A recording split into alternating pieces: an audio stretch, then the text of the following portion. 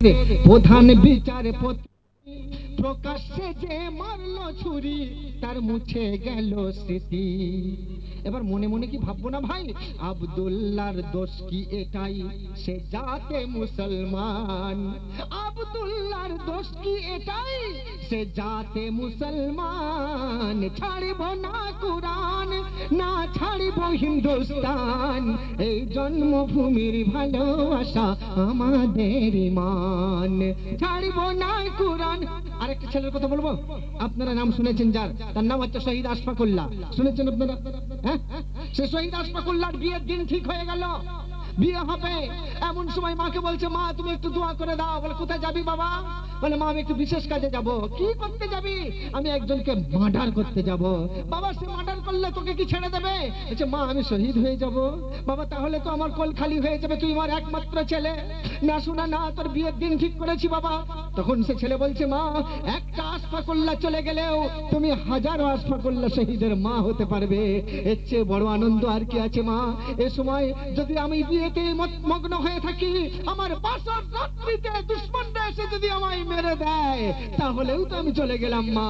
তার চেয়ে ভালো পরের মেয়ের জীবন নষ্ট না করে বরং আমি ওই খতম করে আসি। যদি আমি জিততে পারি তো জিতলে গাজী হব, গাজী হয়ে আমি বিবাহ করব, নেই তো শহীদ হয়ে তোমাকে শহীদের মা বানিয়ে দেব। তাই মা আমাকে তুমি ছেড়ে দাও। এই বলে আসলো, এসে ওইভাবেই মারলো। মারার পরে তাকে সবাই বললো, জেল ঘেরাও করে বললো ছেড়ে দাও ছেড়ে দাও ছেড়ে দাও। জেলার বললো আশফাকুল্লাহ তোমাকে যে ধরা হয়েছে এ দেখছি তোমার ফলে বহু লোক আছে, তোমাকে মুক্তি দেওয়া হবে, একবার বলো যে তুমি মারোনি। তখন ইংরেজের মুখে থুথু দিয়ে বলছে, ওরে কুত্তা আমি বাঘের বাচ্চা, বাঘের ভূমিকা পালন করতে এসেছি, আমি মেরেছি মেরেছি মেরেছি, আমি মিথ্যার আশ্রয় নিতে পারবো না। হয়ে গেল তার জেল। এইবার ফাঁসি। ফাঁসির মঞ্চের দিনে আব্দুল্লাহ আশফাকুল্লাহকে জিজ্ঞাসা করছে, বলো তুমি কিছু খাবে? বলছে না। তুমি কিছু বলবে? বলছে হ্যাঁ। তুমি কিছু দেখবে? বলছে হ্যাঁ। কি দেখবে? আমার মায়ের মুখ। কি বলবে? সেটা আমি পরে বলবো, ফাঁসির এক মুহূর্ত আগে। আচ্ছা আচ্ছা, তাহলে কিছু দেখবে, তোমার মায়ের মুখ। এই ওর মাকে আনো। মাকে আনা হলো। মাকে আনতে আশফাকুল্লাহ বলছে, মা মা গো মা, যদি তোমার কাছে কোনো ভুল ত্রুটি বিচ্যুতি করে থাকে তুমি ক্ষমা করে দিও। আর যেখানে আমার বিবাহের কথা হয়েছিল তাদের কাছ থেকে তুমি একবার ক্ষমা চেয়ে নিও মা। কেন? কথা দেওয়া হয়ে গিয়েছিল, ওয়াদা খেলাফ হয়েছে মা, তুমি একবার ক্ষমা চেয়ে নিও। আর এই সুখ সংবাদটা জানিয়ে দিও যে আমার ছেলে অন্য জায়গায় বিবাহ করতে গিয়ে তোমাদের ডেট বা তোমাদের সঙ্গে সম্পর্ক ছিন্ন করেনি। আমার ছেলে দুনিয়ার কাপুরুষ মানুষগুলোর সঙ্গে সম্পর্ক ছিন্ন করে সে জান্নাতে চলে গেছে, স্বর্গে চলে গেছে, এই সংবাদটা তাকে জানিয়ে দিও। এমন সময় এইসব বলতে বলতে যখন কাপুরুষ বলেছে, ইংরেজদের রাগ হয়েছে, তার সঙ্গে সঙ্গে মুখে কালো কাপড়টা ঢেকে হিড় করে টেনে নিয়ে যাচ্ছে কাকে? আশফাকুল্লাহর মাকে। বলছে সরো এখান থেকে, আর বেশি সময় দেওয়া হবে না। আশফাকুল্লাহ তখন কয়েক ফোঁটা পানি ফেলে বলছে, মা ওরা তোমার উপর শেষ সময়েও আমার শেষ জীবনের শেষ মুহূর্তে তোমার উপরেই অত্যাচার করবে জানলে আমি তোমাকে জেলে আসতে বলতাম না মা, আমি তোমাকে দেখতে চাইতাম না। মা তুমি আমায় ক্ষমা করো।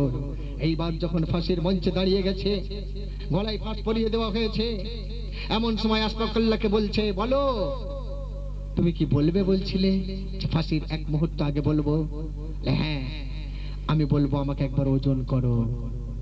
হ্যাঁ তোমাকে ওজন করে কি হবে? একটু পরেই তো তুমি মরে যাবে, তো ওজন করে কি হবে?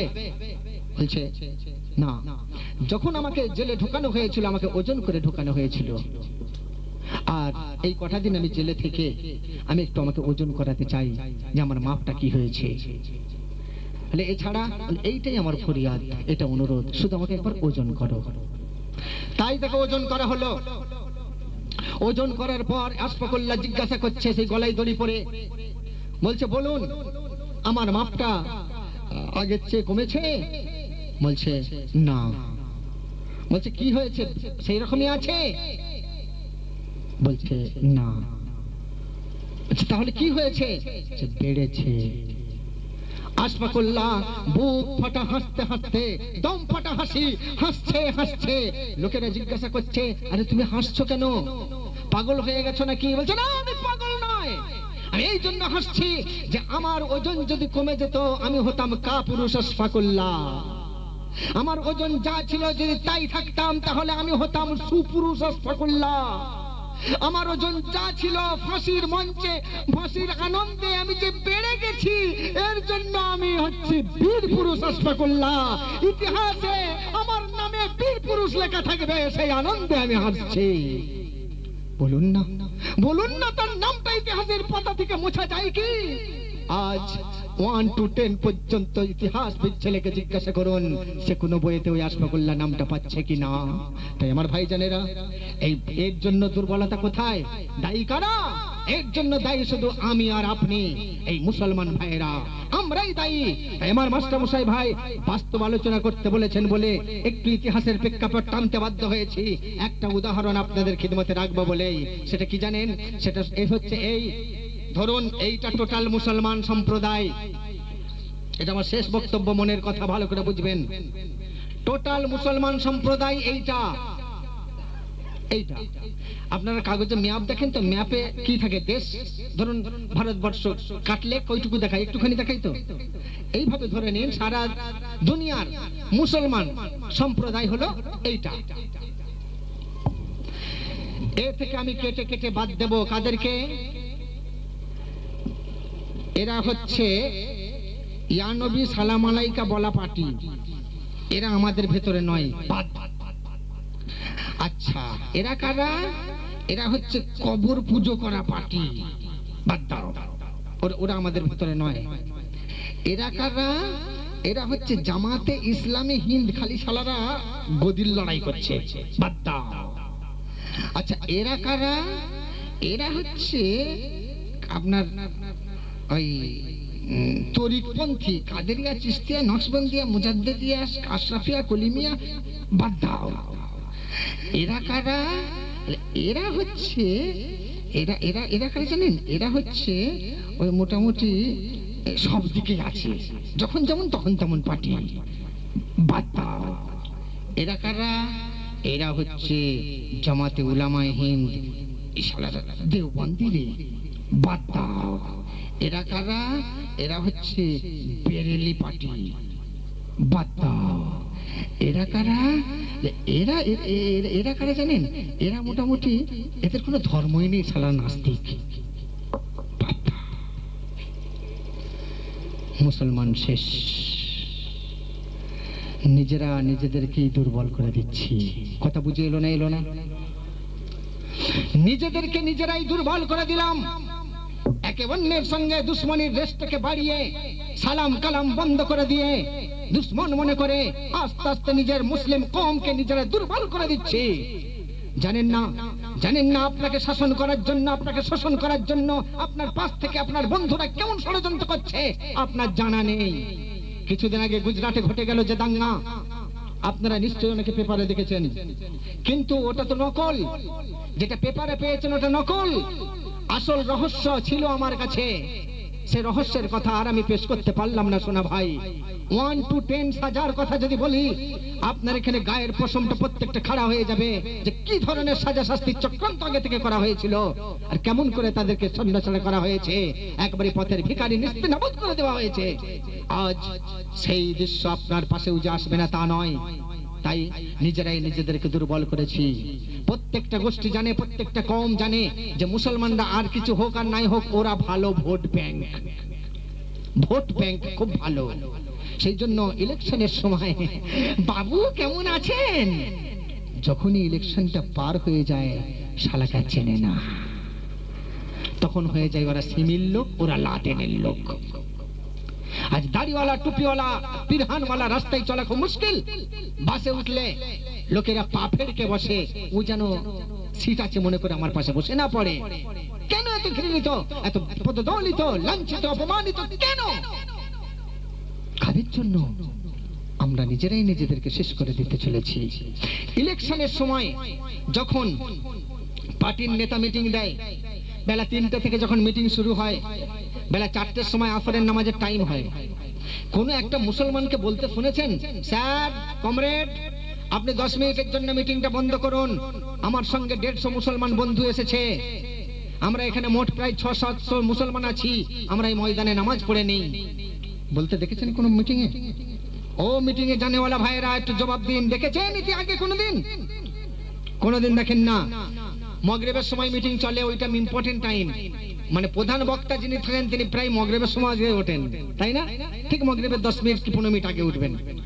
ভাই ওই সময় বলেন কোন মুসলমান ভাইকে বলতে শুনেছেন, কমরেড একটা অনুরোধ, আমাদের পর মাগরিবের নামাজের টাইম হয়ে গেছে, 10 মিনিটের জন্য বন্ধ করুন, আমরা এখানে নামাজ কায়েম করব? কোন মিটিং এ বলতে শুনেছেন? না। আমি হিন্দু ভাইদের দোষ দেব, ও অমল বিমল শিমল বন্ধু, তোমার কি পূজা ছিল না?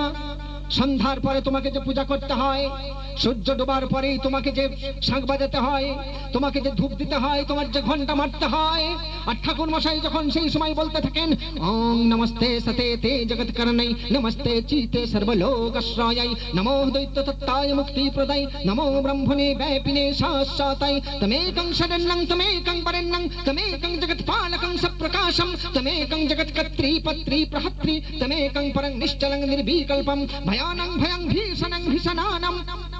যখন বলতে হয়, আর বাড়াবো না, বললাম অনেক বলতাম, পুরো দুর্গা পূজা আমি করতে পারি, পুরো কালী পূজা আমি করতে পারি, হিন্দু ভাইদের বিয়ে আমি দিতে পারি, হ্যাঁ সবই পারি, সরস্বতী পূজা আমি করতে পারি, কারণ ঋগ্বেদ সামবেদ যজুর্বেদ অথর্ববেদ রামায়ণ গীতা মহাভারত আর মনু সংহিতার হাফেজ আমি।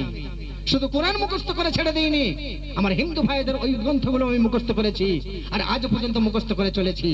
আমি দাউদে এসেছি কি সঙ্গে আমি কিন্তু হিন্দু ভাইদের গ্রন্থ এনেছি, ওটা পিরিয়ড চলছে আমার মুখস্থ করার পিরিয়ড।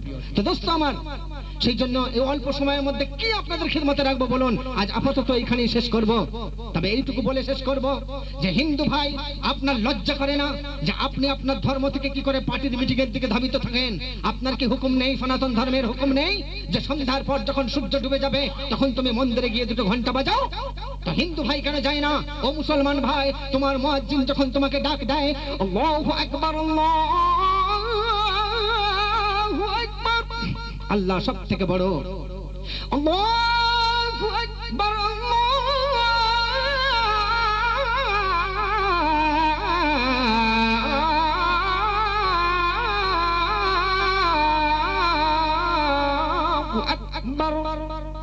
কেন তুমি যাও না? কেন মসজিদে হাজির হও না? অন্তত মসজিদে না যেতে পারো তো এইখানে জমাত করো, কেন করো না? তাহলে হিন্দু আপনি আপনার ধর্মে নেই, মুসলমান আপনি আপনার ধর্মে নেই। শুনুন, মানুষকে ঘৃণা করা কোনো মানুষের কাজ নয়, মানুষকে কাফের বলা কোনো মানুষের কাজ নয়। জেনে রাখবেন, মানুষকে যারা নিন্দা করে তারা প্রকৃত মানুষ নয়। আমি একটা আঙ্গুল যখন আপনার দিকে বাড়িয়ে দেব তো 3টা আঙ্গুল আমার দিকে বলবে তুই শালা হচ্ছে হারামি। আমি একটা আঙ্গুল বাড়িয়ে যখন বলবো ও লোকটা হারামি, 3টা আঙ্গুল বলছে তুই 3 ডবল হারামি। আপনি দেখুন লক্ষ্য করে, একটা আঙ্গুল বাড়িয়ে যখন বলবো ও খারাপ, 3টা আঙ্গুল বলছে তুই 3 ডবল খারাপ।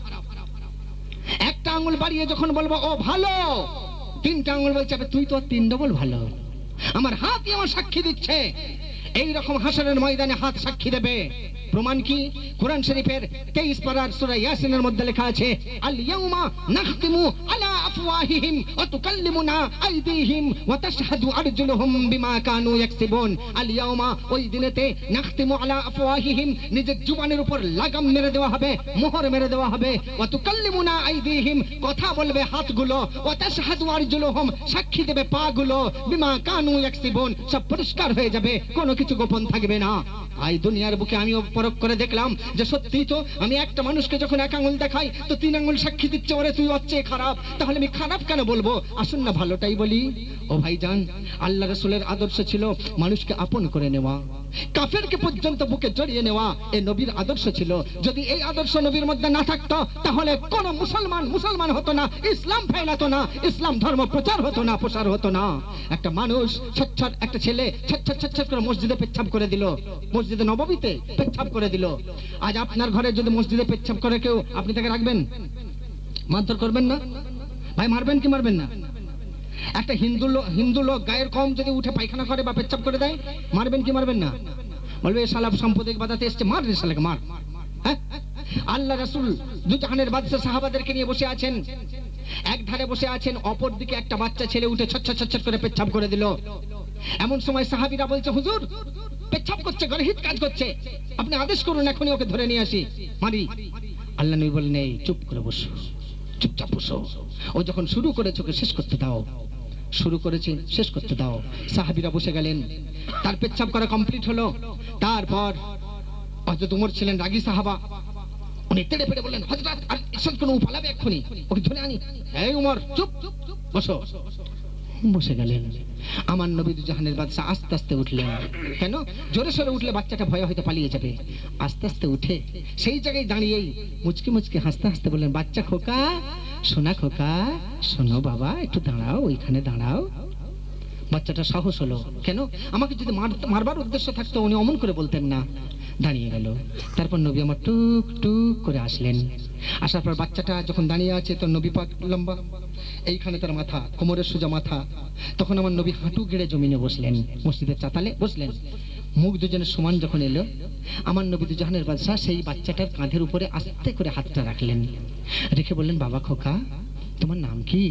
তা সে তার একটা নাম বলল। আমার নবী বুঝতেই পারলেন যে কাফেরের ছেলে। তখন বলছে, আহা, এত সুন্দর, তোমার নাম? আচ্ছা আচ্ছা আচ্ছা, সোনা খোকা, তোমার আব্বার নাম কি? বলছে, আমার আব্বার নাম অমুক। আমার নবী বুঝতেই পারলেন যে সে আমাকে মারার জন্য সদাই চেষ্টা করছে, আমার জানের দুশমন। কিন্তু বাচ্চাটার উত্তরে বললেন, আহা, এত সুন্দর লোকের ছেলে তুমি? আরে উনি যে আমার খুব বন্ধু লোক, খুব ভালো মানুষ, তোমার বাপের মতো মানুষ না এই দেশে নেই, এই আরবের বুকে নেই, খুব ভালো লোক। আচ্ছা খোকা, তোমাকে একটা কথা বলবো, শোনা? বলে আলতো করে গালটা টিপে নিলেন, আদর করে দিলেন, দিয়ে বলেন, একটা কথা বলবো? হ্যাঁ বলুন। বাবা, তুমি যে পেচ্ছাপটা করো না, এটা হচ্ছে মসজিদ, বুঝলে? এটা মসজিদ, মন্দির, গির্জা, গুরুদুয়ার, এই সমস্ত তীর্থস্থান নেই, এই পেচ্ছাপের মতো একটা গর্হিত কাজ করতে নেই। তুমি বাচ্চা ছেলে, জানো না, তাই করে ফেলেছো। আশা করি আগামী দিনে আর এমন গর্হিত কাজ করবে না খোকা। যাও। এই বলে বাচ্চাটা মসজিদ থেকে নেমে যাচ্ছে। আমার নবী গিয়ে সাহাবাদের মজমায় বসলেন। মসজিদের সিঁড়ির নিচেতে তার আত্মীয় স্বজনরা লুকিয়েছিল। একটু দূরে শুকনো পাতার গাদা দেওয়া ছিল, গাদার আড়ালে তীর ধনুক নিয়ে, ত্রিশূল নিয়ে ওই তার আত্মীয় স্বজনরা লুকিয়েছিল দল বেঁধে। ঝাঁকে ঝাঁকে কিছু গাছের আড়ালে লুকিয়েছিল। বাচ্চাটা যখন সিঁড়ি থেকে নামলো, সর্বপ্রথম তার মা, চাচিমা, খালামা, ফুপা, এই ফুপু মানে মেয়ে মহলটা ধরলো, খোকা এদিকে আয়। এলো। বাচ্চার মা জিজ্ঞাসা করছে, বাবা তোকে, তুই তো পেচ্ছাপ করে চলে আসবি, তো তোকে ধরে কি বললো রে? বাচ্চাটা বলছে, মা যেখানে হাতটা রেখেছিল এই জায়গা শুকে দেখো, কি সুন্দর খুশবু বেরোচ্ছে। বাচ্চার মা শুকার সাথে সাথেই পাগল, বলছে, বাবা। তখন আরো অন্যান্য মেয়েরা এসে গেছে মুখের কাছে, সব একজোট। কি বললো বাবা তোকে? মা, ওই বাচ্চাটা, ওই লোকটি আমাকে জিজ্ঞাসা করলো তোমার নাম কি। তখন পাশ থেকে খালামা জিজ্ঞেস করছে, তুই তো নাম বললি? হ্যাঁ, আমি আমার নাম বললাম। তখন আরেক খালা বলছে, উনি কি বললো? উনি বললো, কি সুন্দর নাম। বাচ্চার মায়ের হাত থেকে পাথরের টুকরো সঙ্গে সঙ্গে পড়ে গেল। যে নিজের ছেলের নাম সুন্দর বলেছে, আমি তাকে মারার জন্য পাথর হাতে করে আছি, ফেলে দিল। তারপর বাচ্চাটাকে জিজ্ঞাসা করছে, আর কি বললো বাবা? বললো, তোর আব্বার নাম কি? ওদিক থেকে তখন বেটা ছেলেগুলো মাথা নিচু করে করে সব এসে গেছে এখানে দল বেঁধে, এসে গিয়ে শুনছে বাচ্চার কাছ থেকে। বলছে, আর কি বললো বাবা? বললো, তোমার আব্বার নাম কি? পাশ থেকে একজন পুরুষ জিজ্ঞেস করলো, তুই তোর আব্বার নাম বলেছিস? বলে, হ্যাঁ, আমি আমার আব্বার নাম বললাম। তখন উনি কি বললেন? তখন উনি বললেন, আহা, এত সুন্দর লোক আরবের বুকে আর নেই, উনি আমার বন্ধু লোক, খুবই প্রিয় লোক, তুমি এত ভালো লোকের ছেলে। তারপর কি বললো? বাপের হাত থেকে সঙ্গে সঙ্গে তীর ধনুক পড়ে গেল। যে আমার সম্পর্কে এত ভালো ধারণা করে, আর আমি তার সম্পর্কে এত খারাপ ধারণা নিয়ে এসেছি। আর কি বললো বাবা? বললো, বাবা শোনা খোকা, এটা শুধু মসজিদ কেন, মন্দির, গির্জা, গুরুদুয়ার, কোন ধর্মেরই তীর্থস্থানে এই পেচ্ছাপের মতো গর্বিত কাজ করতে নেই বাবা। তুমি ছোট ছেলে, জানো না, তাই করে ফেলেছো, আগামীতে আর এমন করবে না। তখন তারা প্রত্যেকের হাতে যা তীর ধনুক, অস্ত্র শস্ত্র যা ছিল সব ফেলে দিয়ে চিৎকার করে বলে উঠলো, আল আমিন আস-সাদিক কামলিওয়ালা মুস্তাফা, আল আমিন আস-সাদিক কামলিওয়ালা মুস্তাফা, আয়ুনে লাহিক সাল্লি আলা মুস্তাফা, আল আমিন আস-সাদিক কামলিওয়ালা মুস্তাফা। আমাদেরকে সবেন্ত করুণে সবাইকে আপনি লাইন দিয়ে ইসলাম কবুল করিয়ে দিন। ইসলাম কবুল করে নিল। আমার বলার উদ্দেশ্য হলো কি, যে ওইভাবে তো ইসলাম প্রচার হয়েছে নাকি বলেন ভাই? এ তো আমার বাবা খেলে মন গড়া কথা বললাম না, একটার পর একটা আল্লাহর রাসূলের চরিত্র দিক লক্ষ্য করে অমুসলিমরা মুসলিম হয়েছে। হিন্দল ওয়ালি খাজা মুঈনুদ্দিন চিশতি সঞ্জারি আজমেরি রাদিয়াল্লাহু তাআলা আনহু, উনি যখন 14 জন ব্যক্তিকে নিয়ে হিন্দুস্তানের সরজমিনে পা দিলেন, ওনার সঙ্গে অনেক টক্করবাজি হয়েছে, কিন্তু উনি কি করেছেন? মহান আল্লাহর কাছে সদাই ফরিয়াদ করেছেন সব সময়। রাজা পৃথ্বীরাজের জাদু টোনা যাবতীয় যা কিছু নষ্ট হয়েছে কার দয়ায়? আল্লাহর দয়ায়। আল্লাহ যদি হযরত হিন্দল ওয়ালিকে সেই কারামতের বাদশা না করতেন তাহলে কি সম্ভব হতো ভাই? তাহলে তিনি করেছেন, তার মাধ্যম থেকে পৃথ্বীরাজের জাদুটোনাও বেকার হয়েছে। সব রাজা পৃথ্বীরাজ পর্যন্ত ইসলাম কবুল করে নিয়েছেন। কিসের উপরে? একমাত্র চরিত্র আর আদর্শের উপরে। চিন্তা করুন ভাই, আমরা মুসলমান কজন মুসলিমকে মুসলমান বানাতে পেরেছি? জীবনের সেইটা হিসাবের খাতায় ফেলতে হবে। কজন অমুসলিমকে মুসলিম বানাতে পারলাম? কজন বেঈমানকে ঈমানদার বানাতে পারলাম? কজন মসজিদ ভুলাকে মসজিদগামী করাতে পারলাম? কজন বেদারিকে দাড়িওয়ালা বানাতে পারলাম? কজন বেনামাজিকে নামাজি বানাতে পারলাম? কজন মিথ্যাবাদীকে সত্য কথা শেখাতে পারলাম বা বলার নির্দেশ দিতে পারলাম? বক্তা হিসেবে আমার হিসাব সেই দিনে হবে। তুমি বক্তব্য রেখেছো, শুধু টাকা পেয়েছো, কথা বলেছো না, প্রত্যেকটা বক্তাকে সেদিন প্রশ্ন করা হবে, তোমার বক্তব্যের মাধ্যমে কোন কোন মানুষ হিদায়াত হয়েছে, এসো তার হিসাব নেব। তাই ভাইজান, আমি উল্টো পাল্টা কথা আপনার খিদমতে বলে চলে যাব, হাসরের ময়দানে আমি কৈফিয়ত দিতে পারবো না গো। তাই হकीकत छुप नहीं सकती बनावट की वसूलों से और खुशबू आ नहीं सकती कागज के फूलों से। যা সত্যতা পরিস্ফুটিত হবেই হবে। এইবার আপনার প্রশ্নের উত্তরটা আমি শুধু ইঙ্গিত দিয়ে যাব, কেননা জেনে রাখবেন যে যাই করুন না কেন, इश्क महबूब खुदा जिस दिल में हासिल नहीं, लाखों मोमिन हो मगर ईमान में कामिल नहीं। আল্লাহর রাসূলের ইশক, মহব্বত, ভালোবাসা যে অন্তরে নেই, সে অন্তরের কোনো আমলই আল্লাহর কাছে পছন্দনীয় নয়। এবার আমাকে জিজ্ঞাসা করা হয়েছে আর এক চিঠিতে যে শরীয়তের দিক দিয়ে পীর চেনার উপায় কি? দেখুন, পীর চিনে কোনো লাভ নেই। শরীয়তের দিক থেকে পীর চেনার উপায় কি? পীর চিনে কোনো লাভ নেই, কারণ পীর মানে হচ্ছে বুড়ো। পীর কথাটা হচ্ছে ফার্সি, পীর মানে হলো বুড়ো। পীর চিনবেন কেন? আপনাকে পীর চিনতে হবে না, আপনি আশিকে রাসূলকে চিনুন, মাহবুবে রাসূলকে চিনুন। যারা রাসূলের ইশকে নিজেকে ফানা করে দিয়েছে তাদেরকে চিনুন। পীর চিনে কি করবেন? এই নিয়তটাই আপনি পরিবর্তন করুন। পীর চিনতে চেনার দরকার নেই, আশিকে রাসূল চিনুন। এবার যখনই আশিকে রাসূল হয়ে যাবে ভাইজান, যখনই কোনো আশিকে হাজার লক্ষ কোটি মানুষের মধ্যে আশিকে রাসূল সবাই হয় না, একটা আশিকে রাসূল যখন হয়ে যাবে তখন সে আপনার আমার শুধু শরীয়ত তরিকত কেন, শরীয়তের নজরেও সে পীরের মর্যাদা পাবে। আমার কথা বুঝে এসেছে না আসেনি? আসেনি এখনো? না এলো?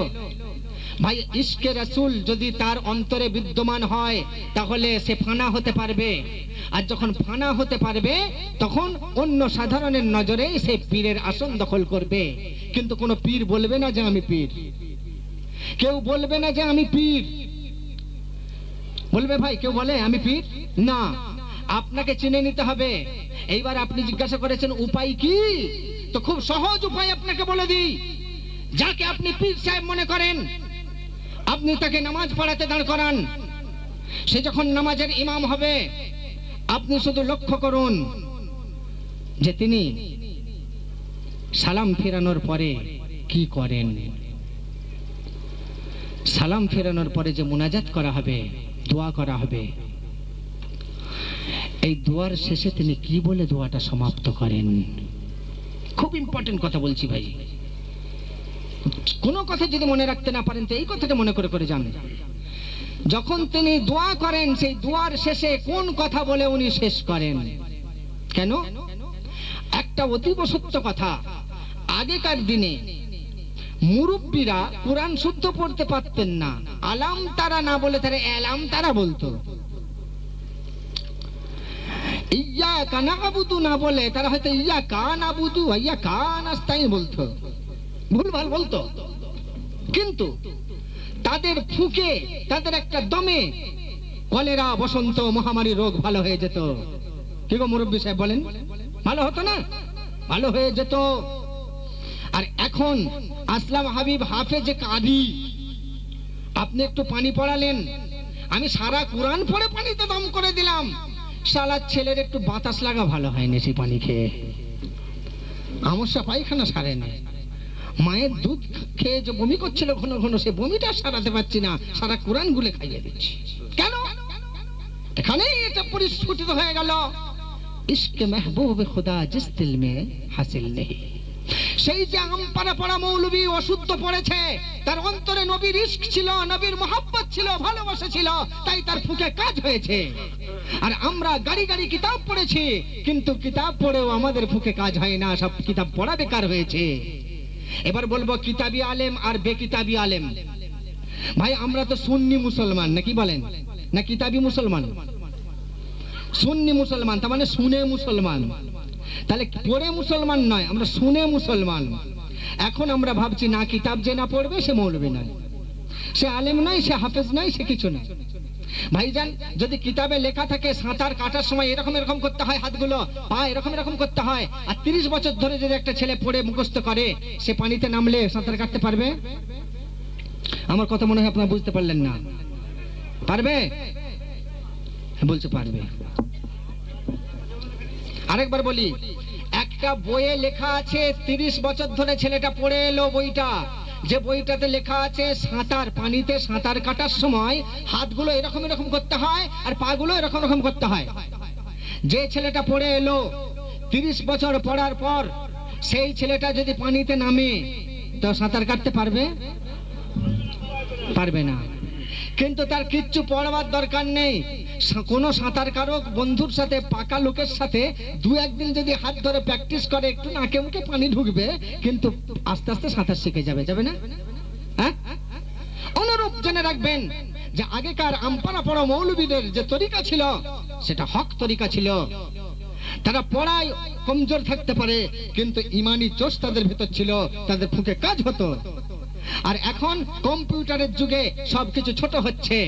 কিরকম?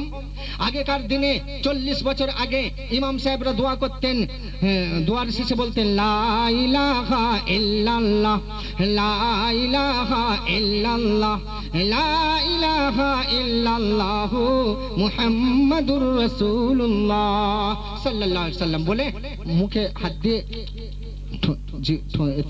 চোখে লাগাতো, তাজিম করতো, ঠিক না? 40-25 বছর আগে, মানে আরো 5 বছর কেটে গেল, 25 বছর আগে একজন এসে পড়ে বলছে, দোস ও খামাখাই ও জব্বার আলীর কথা বাদ দাও তো, লা ইলাহা ইল্লাল্লাহ মুহাম্মাদুর রাসূলুল্লাহ বলতে হবে কেন? ও লা ইলাহা ইল্লাল্লাহ পর্যন্ত শেষ, মুহাম্মদ রাসূলুল্লাহ ক্যান্সেল। আচ্ছা 20 বছর আগে, অর্থাৎ আরো 5 বছর পরে এসে একজন বলছে দুয়ার শেষে লা ইলাহা ইল্লাল্লাহ বলতে হবে, কোন হাদিসে লেখা আছে নাকি? ও দরকার নেই, আমি বুখারী শরীফ, মুসলিম শরীফ, আবু দাউদ শরীফ, তিরমিজি শরীফ, নাসাই শরীফ, হিদায়া শরীফ, বহুত কিছু পড়েছি, কোথাও লেখা নেই যে দুয়ার সময় লা ইলাহা পড়তে হয়। ও বাদ দাও, আগে মুহাম্মদ রাসূলুল্লাহ ক্যান্সেল ছিল, পরে লা ইলাহা ক্যান্সেল হচ্ছে। যে আমি মনে মনে কি বলবো সেটা আমি বলে নিলাম, নিয়ে কিছু কথা জোরে বললাম, তারপর বিরহমাতিকা ইয়া আরহামার রাহিমিন বললেই যথেষ্ট।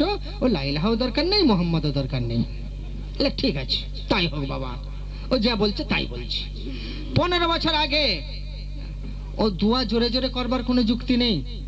আমি কি বলবো সেটা আমার মুক্তিগত ব্যাপার, আমার মনের ব্যাপার। খালি আল্লাহুম্মা আমিন। এমন কন্ট্রাক্টর ইমাম সাহেব হয়তো বলছে আল্লাহ গো আমরা বহুত গুনাহ করেছি, ওরা বলে আমিন, মানে গুনাহগুলোই কবুল করে নাও রব্বুল আলামিন। আমরা বড় বড় খাতাকার, সিয়াকার, গুনাহগার, বদকার, পেছন থেকে সবাই বলছে আমিন, মানে গুনাহগার গুলোই কবুল করলাও, নেকি করতে আর দিও না। কোথা আমিন বলতে হয় আর কোথা বেশক বলতে হয় বাঙালি মুসলমান তাই জানে না। যাই হোক, তারপর ওইভাবে 15 বছর আগে ছিল, আরো 5 বছর কাটলো, 10 বছর আগে বলছে ওসব কথা জোরে বলবার কোনো দরকার নেই, আস্তে আস্তে বলতে হবে। আর শেষ করার জন্য ওই বিরহমাতিকা ইয়া আরহামার রাহিমিন না বললেও চলবে। ও কয়েকবার ওরা আমিন আমিন বলার পরে যখন দেখবে আমিন কমে গেছে, সেই সময় আলহামদুলিল্লাহি রাব্বিল আলামিন। কেননা সুবহানা রাব্বিকা রাব্বিল ইজ্জাতি আম্মা ইয়াসিফুন ওয়া সালামুন আলাল মুরসালিন ওয়া আলহামদুলিল্লাহি রাব্বিল আলামিন আছে, ওইটা বলেই শেষ করে দিলে হবে, আলহামদুলিল্লাহি রাব্বিল আলামিন, মানে সবাই বোঝ শেষ হয়ে গেছে। ঠিক আছে? আচ্ছা, এ ছিল 15 বছর আগে। 10 বছর আগে আবার কিছু আলেম পশ্চিমী দেশকে পাস করে এসে বলছে, কি দরকার দোয়া করার? দোয়া না করলেও চলবে। দোয়াটা কি নামাজের অঙ্গ নাকি? নামাজ তো আসসালামু আলাইকুম ওয়া রাহমাতুল্লাহ, আসসালামু আলাইকুম ওয়া রাহমাতুল্লাহ, নামাজ শেষ হয়ে গেল। এরপরে তার নামাজের কোনো অঙ্গ নেই। খামাখাই কেন সবাই মিলে দোয়ার অপেক্ষা করতে হবে, হাত তুলে তুলে দোয়া করতে হবে? কোনো মানে আছে নাকি? দোয়া করার দরকার নেই। কবর জিয়ারত দরকার নেই। সালাম কিয়াম ও সব খাওয়া খাবেন, খেয়ে দে কাজ নেই, অযৌক্তিক জিনিস যা হাদিসে নেই, কোরআনে নেই, ইজমায়ে নেই, কিয়াসে নেই, হাতে নেই, তেনে নেই। লে বাবা, তবে তাই হোক। ভাইজান, কম্পিউটারের যুগে আস্তে আস্তে পরিবর্তনটা আপনাদের হিসাবটা বুঝিয়ে দিলাম। ইশকে মেহবুব খুদা হযরতে আদম আলাইহিস সালাতু ওয়াস সালাম হাওয়াকে খুঁজে পাচ্ছে না রে। অনেক দিন খুঁজে খুঁজে খুঁজে খুঁজে মনে পড়ে গেল যে আমি সৃষ্টি হওয়ার সাথে সাথে আরশ মুআল্লায় একটা নাম দেখেছিলাম। কোন নামটা? সৃষ্টি আদম হয়ে প্রথম দেখলো আরশেতে লা ইলাহার মাঝে কাহার নামটি আছে সাথে। তখন অধীর হালে আদম বলে, বলো গো আহাদ। ইল্লাল্লাহর পরে আবার কে যে এই মুহাম্মদ, তার মানে লা ইলাহা ইল্লাল্লাহু মুহাম্মাদুর রাসূলুল্লাহ লেখা রয়েছে না? তাই আদম আল্লাহকে জিজ্ঞাসা করছে, কি সৃষ্টি আদম হয়ে প্রথম দেখলো আরশেতে, ইল্লাল্লাহর পরে কাহার নামটি আছে সাথে। তখন অধীর হালে আদম বলে, বলো গো আহাদ। লা ইলাহার মাঝে আবার কে এই মুহাম্মদ, এই মুহাম্মদটা কে গো আল্লাহ? তখন আল্লাহ আদমকে উত্তরে কি বলছে? বলে আদম খুদা ও যে মোর নূরুল হুদা।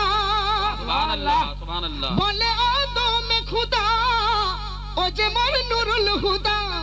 আর এই আকীদাই আজ পয়দা করি তোমায়, এই আকীদাই আজ পয়দা করি তোমায়।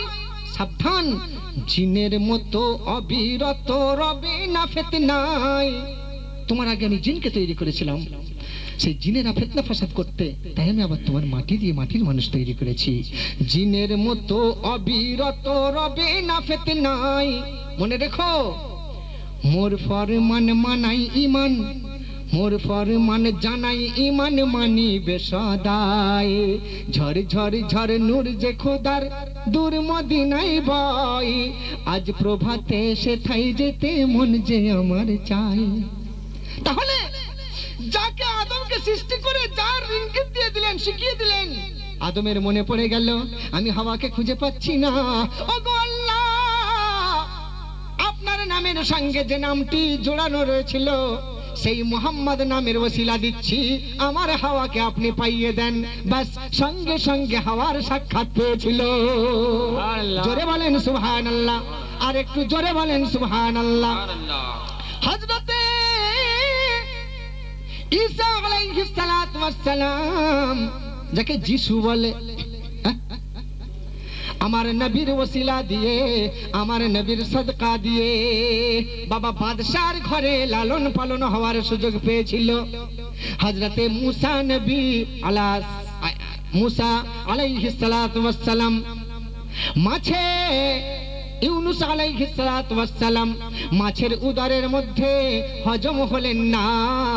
আল্লাহর নবী আখিরিন নবীর সদকা দিলেন, ওসিলা দিয়ে মাছের উদর হতে সশরীরে নবীর নাম নেওয়ার সাথে সাথে প্রকাশ হলেন। হযরতে মুসা আলাইহিস সালাতু ওয়াস সালাম নীল দরিয়ার বুকে আমার নবীর নাম নিয়ে আশা মারতে রাস্তা হয়ে গেল। যত নবীরা আমার নবীর নাম নিয়ে বড় বড় মুসিবত থেকে পার হয়ে গেছে, আর নবীর উম্মত যারা দাবি করে এরা মুহাম্মদ রাসূলুল্লাহকে ক্যান্সেল করতে বসেছে। কম্পিউটারের যুগে দেখুন নিয়ত কেমন ছোট হয়েছে। আপনারা রোজার নিয়ত করতেন কি, নাওয়াইতুয়ান আসুমা গাদাম মিন শাহরি রমাজান আল মুবারাকি ফারজুল্লাকা ইয়া আল্লাহু ফাতাকাব্বাল মিন্নি ইন্নাকা আনতাস সামিউল আলিম। কি গো, এখন কম্পিউটারের যুগে বলে অত বড় দরকার নেই, বলতে কি বলবো মৌলভী সাহেব, বলে বেসাও মে গাদিন নাওয়াইতু, 20টা অক্ষরের একটা নেব, ওই 20টার ভাগ থেকে একটা নেব, ওই 20টার ভাগ থেকে একটা নেব, এরকম করে করে হয়েছে বেসাও মে গাদিন নাওয়াইতু। খুব সহজ। আচ্ছা, ইফতারের সময় বলে আল্লাহুম্মা সুমতু লাকা ওয়া তাওয়াক্কালতু আলা রিজকিকা আফতারতু বিরহমাতিকা ইয়া আরহামার রাহিমিন। বলতে বলতে লোক কোথা মরে যাবে বাবা, এত বড় নিয়ত খিদের চোটে মরে যাবে। মৌলভী কোনো ছোট নিয়ত বলো, বলতে কম্পিউটার এখন ছোট হয়েছে, এবার এইটা বলো। তো ছোট নিয়তটা বলছে কি, আল্লাহুম্মা লাকা সুমতু ওয়া বিকা আমানতু ওয়া আলা রিজকিকা আফতারতু। তো সব জিনিস ছোট হচ্ছে। আমার ভয় হয় আগামী দিনে খালি নামাজের সূরা ফাতিহাও না কম্পিউটার তৈরি হয়ে যায়। আলহামদুলিল্লাহি রাব্বিল আলামিন গায়রিল মাগদুবি আলাইহিম ওয়ালা দাল্লিন। এখন হাফেজ সাহেবরা তো কোরআনকে কম্পিউটারে খতম করছে। ভাই এই মজমায় কোনো হাফেজ সাহেব থাকলে মাফ করবেন, এখন হাফেজ সাহেবরা কম্পিউটারিং খতম শুরু করেছে। কিরকম, শবে বরাতের চাঁদে ভাই দিনে 2টো আর রাতে 3টে খতম। কি করবে, সবিনা খতম হচ্ছে কিরকম জানেন, শুরু হলো সন্ধ্যাবেলা আলহামদুলিল্লাহি রাব্বিল আলামিন, 1 মিনিট দাঁড়ালো, আর রহমানির রহিম 30 সেকেন্ড দাঁড়ালো, মালিকি ইয়াউমিদ্দিন, মানে এই শুরু হলো। রাত 12টার সময়, 12টার পরে যখন পড়ছে তখন কেমন হচ্ছে জানেন, ওই 12টার সময় ধরুন সন্ধ্যা শুরু করেছে, তো 12টার সময় 10 পারায় যাবার কথা, 10 পারা থেকে বলছি কেমন শুরু হচ্ছে, কেমন করে পড়া হচ্ছে দেখুন। ওয়ালামু আন্নামা গানিমতুম মিন শাইইন ফাআন্না লিল্লাহি খুমুসাহু ওয়া লির-রাসূলি ওয়া লিযিল কুরবা ওয়াল ইয়াতামা ওয়াল মাসাকিন ওয়া লিস সাবিলি ইন কুনতুম আমানতুম বিল্লাহি ওয়া আনজালনা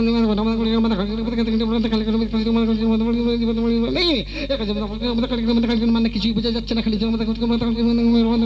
শালারা কখন ভাত দেবে, কখন পানি দেবে, এই সময় একটু লাল চা হলে খুব ভালো হতো।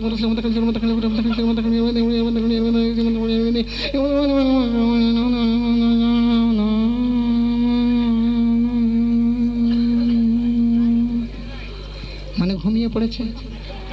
এমন সময় বাড়িওয়ালা সে ভাবছে কি ব্যাপার, খতম হয়ে গেল নাকি রে বাবা, শুনেছি হাফেজ সাহেব খুব জলই পড়ে, লোকে 3 ঘন্টায় খতম করতে হয়, আমার কি খতম হয়ে গেল নাকি? তখন তাড়াতাড়ি দরজাটা খুলে ভিতরে ঢুকছে। ও বাবা, তখনই হাফেজ সাহেব শুরু করে দিয়েছে,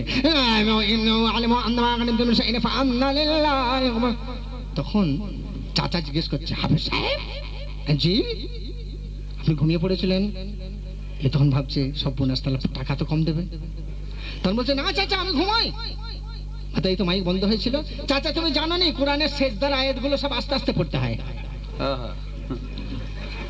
বুঝতে পেরেছেন? এ হলো কম্পিউটারিং খতম।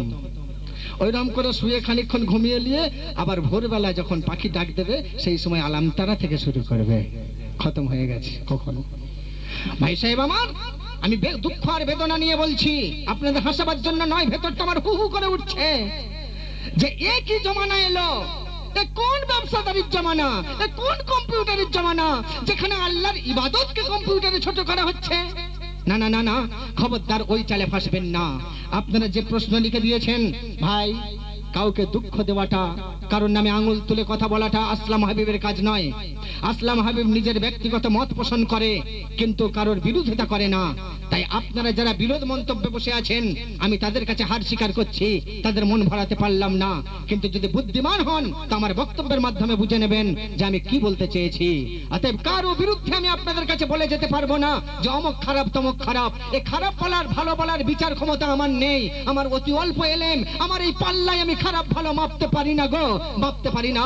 তাই 168টা অডিও ক্যাসেট আমার চলছে, 30খানা ভিডিও ক্যাসেট চলছে, এর মধ্যে একটাতেও আপনি দেখাতে পারবেন না যে আমি কারো বিরোধমূলক কথা বলেছি। না না না, আজকে যে বুঝতে পারছে না কাল হয়তো সে বুঝতে পারবে। আজ যে নাস্তিক আছে কাল হয়তো সে আস্তিক হয়ে যাবে। আজকে যে গুস্তাকে রাসূল আছে কাল হয়তো সে আশিকে রাসূল হয়ে যাবে। আজকে যে কাফের আছে কাল হয়তো তওবা করে সে মুমিন হয়ে যাবে। অতএব আমি কেন তাকে আঙুল তুলে তার বিরোধ কথা বলবো? ওগো, বিরোধিতা করে কোনোদিন বসে আনা যায় না, কারণ মন চটিয়ে দিয়ে কাউকে বসে আনা যায় না। অতএব আমি তা পারলাম না। আমি শুধু এতটুকু বলেই আমার বক্তব্য ক্ষান্ত করলাম যে আপনি প্রকৃতপক্ষে পীর বা বুজুর্গ বা আল্লাহওয়ালা বা আল্লাহর আশিক বা আল্লাহ রাসূলের আশিক বুঝবেন কখন? যখন তার দোয়ার শেষে আল্লাহ রাসূলের ওসিলা দিয়ে সে দোয়া শেষ করবে।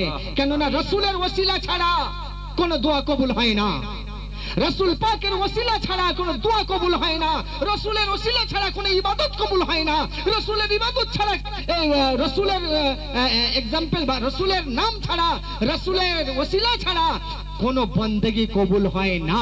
সেই জন্য নামাজের মধ্যে রাসূলের বندگی আছে। ভাই, নামাজের মধ্যে রাসূলের ওসিলা নেই? একটা মানুষ বলতে শুনলাম, বলছে নামাজে যদি নবীর নাম স্মরণ এসে যায় তার নামাজ হবে না। যদি গরুর নাম আসে, কুত্তার নাম আসে, শুয়োরের নাম স্মরণ হয় তো নামাজ হবে, রাসূলের নাম স্মরণ হলে নামাজ হবে না। একজন বলল, শুনলাম, এখানে নয় অন্য জায়গায়। আমি চিন্তা করলাম ভাই, আমি কার নাম বলছি না, আপনারা বুঝবেন সেটা। আমি চিন্তা করলাম ভাই গো, স্বয়ং তাহলে নামাজটা পড়ে কি হবে? কেননা নামাজের মধ্যেই তো রাসূলের নাম আছে, নেই? যদি বলেন নেই, তাহলে আমি বুঝিয়ে দিই। যখন আপনি আত্তাহিয়াতু পড়ছেন, তো কি পড়ছেন?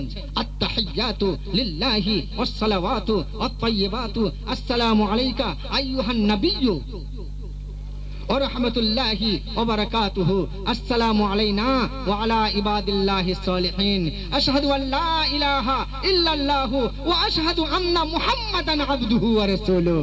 তাহলে রাসূলের নাম এলো না? এলো না? এলো কি এলো না? এলো। তাহলে কোন যুক্তিতে বলছেন যে নামাজের মধ্যে মুহাম্মাদের নাম আসলে বা স্মরণ আসলে নামাজ হবে না? ভাইজান, এই সমস্ত জালিয়াতি দ্বন্দ্বেতে আপনি নিজেকে ফাঁসাবেন না। আপনি নিজের একটা বিবেক মৌলানা আপনার মধ্যে আছে, সেই বিবেক মৌলানাকে জিজ্ঞাসা করুন। আর যদি আপনার ডাইরেক্ট কোনো প্রশ্নের ব্যাপার থাকে তো সমাবেশে আমাকে না করে আমার বই, একটা গজলের বই আপনারা এখান থেকে নিয়ে যাবেন। বইটা আমার গাড়িতে পাওয়া যাচ্ছে নাকি এখানে এনেছো? আচ্ছা, এখানেই আছে। আচ্ছা, আমার পরে বক্তা আছেন তো মাস্টার সাহেব? আচ্ছা, আরো বক্তা আছে, দুজন বক্তা আছে। দুজন আছেন? ভাইজান, আমার পরে দুটি আলেম আছেন, মাশাআল্লাহ। আমার পরে দুটি আলেম আছেন, অতএব তাদের হক মারা হচ্ছে ভাই, এটা কিন্তু ঠিক হবে না। কেন? আমি উঠেছি রাত্রি 11টায়, আর এখন বাজছে রাত্রি 3টে। তাহলে 12টা, 1টা, 2টো, 3টে, 4 ঘন্টা হয়ে গেল। যেখানে 2 ঘন্টা হবার কথা 4 ঘন্টা হয়ে গেছে। হ্যাঁ, বসুন বসুন। এই যে আপনারা উঠছেন কেন? আমি গজলে 1টা কেন এখন 10টা বলবো, কিন্তু আপনারা উঠলেন কোন লজ্জায়? বসুন। আমি আগে বলেছি না, হাত পাও মে দম নেই তো হাম কিসি সে কম নেই। এখনই আপনারা উঠে কেন মনে করলেন যে আসলাম হাবিব বুঝি হেরে গেছে, চলে যাবে? না, আপনারা হারেন কি আমি হারি সেটা দেখবো, কম্পিটিশন হবে ইনশাআল্লাহ। যাই হোক, আমাদের মাস্টারমশাই বাস্তব আলোচনা করতে বলেছিলেন বলে আমি এই দিকটা চলে এলাম, না হলে এদিকে আসতাম না, ওই দিকেই থাকতাম।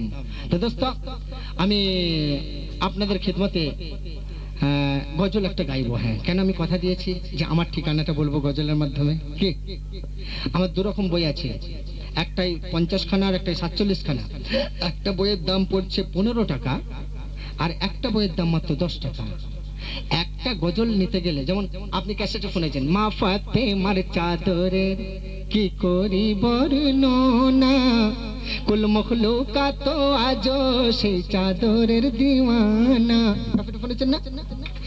আবার এটাও শুনেছেন, এক সওয়ালি সওয়াল করে এসে নবীর দরবারে, 200 দিনার চাইবো আমার কন্যার বিয়ের তরে। শুনেছেন না? এই গজলগুলো যে বইটাতে আছে, মা ফাতেমার সংসার, মা ফাতেমার চাদরের গজলগুলো, সে বইটার দাম মাত্র 15 টাকা। একটা গজল কেউ আমাকে আলাদাভাবে লিখে দিতে বললে আমি নেই 201 টাকা। তাহলে ভাইজান, 50টা গজলের দাম কত হতে পারে? কিন্তু আমার ছোট্ট গরিব ভাই বোনেরা নেবে কি করে? তাই ওটার দাম করেছি 15। কম্পিউটারে ছাপা, ভালো কাগজে। দামটা, বইটা দেখলে আপনি বুঝতে পারবেন যে হ্যাঁ, এই বইটার পিছনে কত ছাপাই খরচ পড়তে পারে। তাই 15 টাকা করেছি। আর আরেকটা গজল আছে আমার ছোট ছোট ভাই বোনেদের জন্য, সেই আগেকার দিনে, সেই আমি সাজবো ফকিরে মদিনা, আমি মাংবো উমরের দানা, চোখে দেখে দুলারে আমি না, মেটাবো মনের বাসনা, পুরাবো মনস্কামনা। আমার ছোট ছোট ভাইরা এই ছোট ছোট গানগুলো না গেয়ে যদি এইভাবে গজল গায়, এই রাব্বানা শুনে নাও প্রার্থনা, এই রমজানে মৌত যেন হয়, হয় রে রোজাতে জান যেন যায়, এই রমজানে মৌত যেন হয়, হয় রে রোজাতে জান যেন যায়। নসিবে নাই বা ফলুক মনমুখ বলুক বলুক, নসিবে নাই বা ফলুক মনমুখ বলুক বলুক, রমজানে জান যেন যায়, যায় রে। এই ধরনের গজল যেমন ছোট ছোট ভাই বোনেদের মুখে মানাবে, সেইটা মাত্র 10 টাকা। অতএব আপনি 10 টাকার এবং 15 টাকার দুখানি বই আপনি নিয়ে নিতে পারবেন। মাশাআল্লাহ। হ্যাঁ, আঙ্গুরা বিবি, মাশাআল্লাহ, কুতুব ভাইয়ের স্ত্রী আঙ্গুরা বিবি 1000 টাকা আগামী বছর জলসার জন্য দেবে, বলুন মারহাবা। তাহলে ওনার নামে একটু ছন্দ বলি, না রাগ ধরবে আপনাদের। ফুটিয়ে দিও তুমি খুদা তার নসিবে নূরের ছবি, কার নসিবে? 1000 টাকার ওয়াদা করেছেন আঙ্গুরা মানে কুতুবের বিবি, দোয়া চাই ওগো খুদা করোনা তারে জুদা, দোয়া চাই ওগো খুদা করোনা তারে জুদা, দু জাহানে রেখো তার ভালাই, ভালাই রে রমজানে মৌত যেন হয়, হয় রে রোজাতে জান যেন যায়, রমজানে মৌত যেন হয়, হয় রে রোজাতে জান যেন যায়। এই ধরনের অনেক গজল আপনি পাবেন। তবে এই ছোট ছোট গজলগুলো যেমন একদা হাসান হোসেন বলে আম্মা জান দাও সঠিক বয়ান, কার বৃহৎ শান কে তোমার বড় সন্তান, ইমাম হোসেন না হাসান, একদা হাসান হোসেন। এই গজলটার বইটা পাবেন যেটা 10 টাকা দামি বই, এম এ হাবিবের ডায়েরি। আর যদি মনে করেন মা ফাতেমার সংসার, মা ফাতেমার চাদর নেব, তাহলে 15 টাকা দামি বই গজলে এম এ হাবিব। অতএব ভাইজান আর বেশি আপনাদের খিদমতে বাড়াবো না, এইবার আমি আমার ঠিকানার গজলটাকে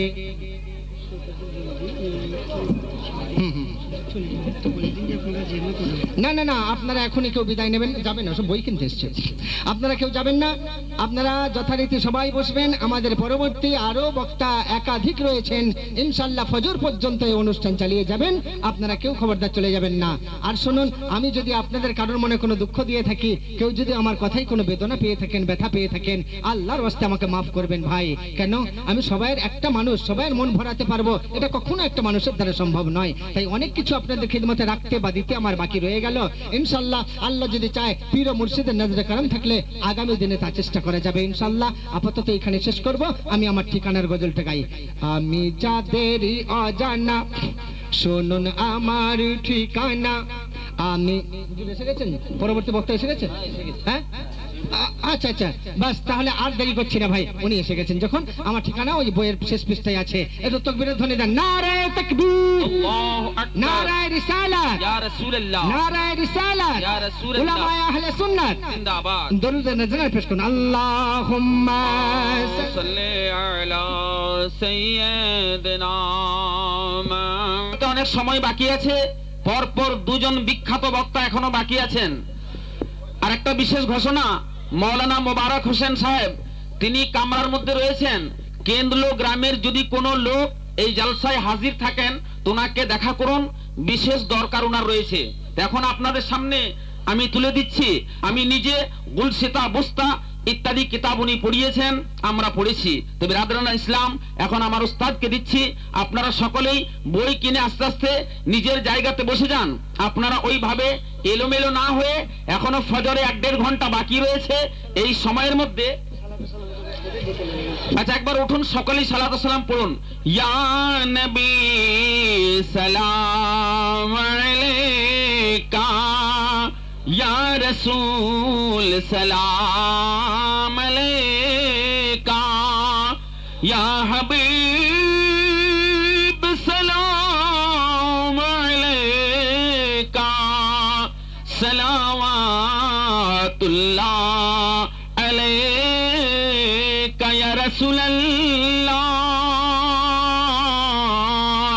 হাসরের কঠিন দিনে নবীজির উম্মত যে হইবে, কাউসারের পানি তাহাকে পিলাবেন নবীজির হাতে। या नबी सलाम अलैका, या रसूल सलाम अलैका, या हबीब सलाम अलैका, सलावातुल्लाह अलैका। अस्सलातु वस्सलामु अलैका या रसूलल्लाह, अस्सलातु वस्सलामु अलैका या हबीबल्लाह, मुसजान अस्सलातु वस्सलामु अलैका या शफी अल्लाह सल्लल्लाहु अलैहि वसल्लम। ब्रादर इस्लाम, আমাদের আসলাম হাবিবি সাহাব যিনি অনেক শহীদানদের কথা শোনালেন তথা مكنون عالم ما كان وما يكون، نور الأفئدة والعيون، سرور القلب المهجون، سيدنا وشفينا ونبينا ووكيلنا وكفيلنا وعوننا ومعيننا وغوثنا ومغيثنا وغيثنا وغياثنا، سيدنا ومولانا